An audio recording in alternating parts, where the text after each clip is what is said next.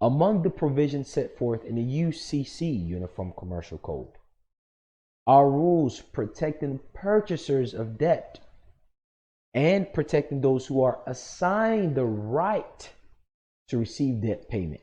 People who purchase debt, aka third parties who debts are assigned to based on assignment fees, which grants them the right to receive debt payment. Instead of you paying the bank of so-and-so or the dealer, well, whoever it is assigned to now has the right and interest to it, as though you owe them in the first place. That's why we showed the video regarding novation and assignment, because most of the time they actually deal with the issue of holder in due course as though it's assignment, but in reality they're actually doing novation. And where they're doing assignment, they're actually really not following the principles of how it really works.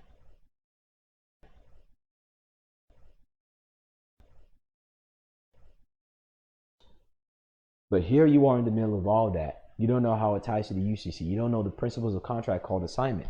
One will read this word assigned and not realize that this is an entire world of its own when it comes to principles of contract or how it relates to UCC.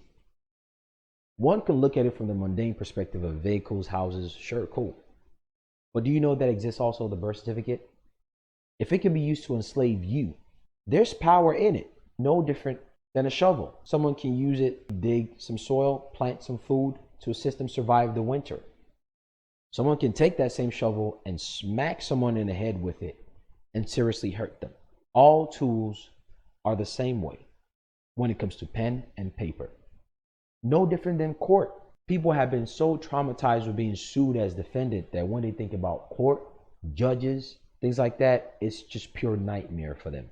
They don't realize that that's one of the means of making residual income for you right there. It's right there. They even say it. It's a litigious society. There's a reason why they always use that term, it's a litigious society, because they know the system here of the Western world is designed for you to make money and actually hold people contractually liable by using pen and paper in courthouses.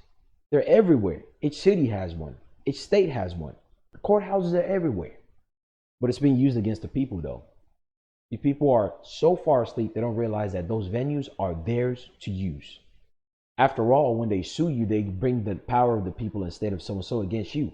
They're letting you know that that place called the courthouse is meant for you, one of the people. Let's not digress too far. But either way, the concept applies synonymous. When they assign debts and use it to screw you over, there's power in that. And that power is something you can do also. No different than when they sue you. You can do the same thing. When it comes to the issue of holder in due course, when these third parties begin to come, all these Fortune 500 companies and things like that, which we'll be explaining later the details of that. But you have to know this, which is the role they are playing before we start talking about them at all. They will understanding the holder in due course doctrine is essential for anyone. Essential meaning the core of it. For anyone, meaning it's not just some parties over here isolated. Anybody in business who either takes on debt or who assumes a debt and seeks to collect upon it. If you are beginning to deal with holder in due courses, that you'll be given phantom shares. Do you know what car dealers and mortgage companies, they alter your signature? They might want to say, well, we got you to sign some clause in there to say that we can do so. But the reality is your signature cannot be pretended to be you when someone else is doing it for you. Because most dealers who forge your signatures in these original contract and other contracts are not doing it in a representative capacity. They're literally taking a copy of your signature and they're putting it in different places. That's against UCC. That's why we went over representative capacity that must delineate and show the fact that they're acting as representative capacity. In the public front, they don't do that. They just copy and paste your signature. In the back end, they do it though, because that's how they cash out. And in DCCC, the party had a defense or claim on recoupment. This claim and recoupment is basically the debtor's ability to subrogate the creditor. One of those ways of recoupment is went over in this video when it comes to set off. See the reason why we're doing these videos in certain increments? In other words, the holder in due course must not have had any reason to suspect a problem with a negotiable instrument, meaning the note must be done and transferred in clean hands. Now that we've read the basic summary, let's read.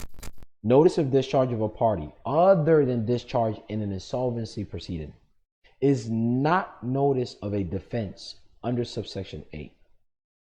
But discharge is effective against a person who becomes a holder in due course with notice to the discharge. In other words, the moment they know that a discharge is as simple and pathetic as it might sound, though, you have to know it. You have to know who's who and what's what and how it relates to everything that you intend to do. 3-306 claims to an instrument. A person taking an instrument other than the person having a right to hold in due course is subject to a claim of property possessory right in the instrument.